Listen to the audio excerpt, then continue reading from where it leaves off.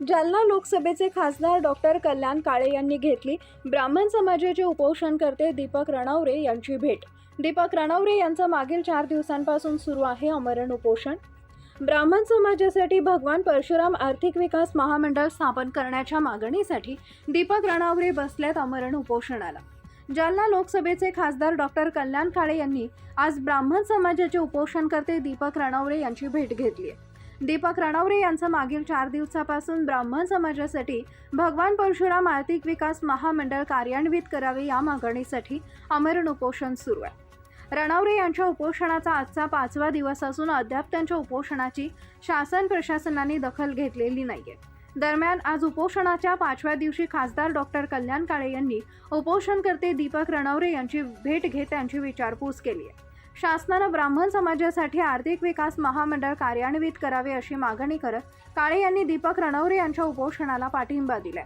यावेळी काँग्रेसचे जिल्हा उपाध्यक्ष शेख मेहूद, काँग्रेसचे महिला जिल्हाध्यक्ष नंदाताई पवार, जयप्रकाश चव्हाण, अखिल भारतीय बहुभाषिक ब्राह्मण महासंघाचे प्रदेश अध्यक्ष सुरेश मुळे, साईनाथ पवार, श्रीकांत जोशी, दीपाली देशपांडे, किशोर मुळे यांचा समाज बांधव मोठ्या संख्येने उपस्थित होता।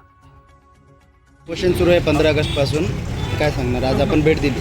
आज त्यांच्या उपोषणाचा 5वा दिवस आहे आणि अजून प्रशासन त्यांच्याकडे डोकूनही पाहायला तयार नाही। ब्राह्मण समाजाचं एक आर्थिक विकास महामंडळ करावं अशी त्यांची प्रमुख मागणी।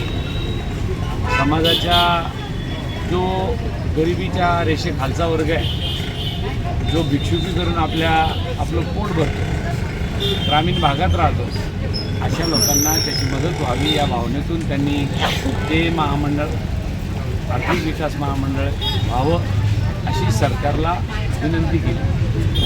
गेल्या 2023 त्याच्या पाठीमागे एकदा दोनदा मिटिंगा झाल्या, पण त्यातून का आउटपुट निघालं नाही। खरंच सरकारची इच्छा आहे का करायची का नाही आहे, म्हणून इतके दिवस का लागले त्या दीपकरावच्या उपोषणाला पाठिंबा देण्यासाठी आम्ही इथं आलो आणि उद्या परवा 2 दिवसात CM डेप्युटी CM साहेबाच्या कानावर आम्ही हा विषय टाकू, त्यांची वेळ घेऊ आणि त्यांची वेळ घेऊन यांच्यासोबत काही तडजोड करून तात्काळ ते महामंडळ स्थापन करता येईल का याचा विचार सरकार दरबारी आम्ही मांडू। सर, आताच आपण जिल्हाधिकारी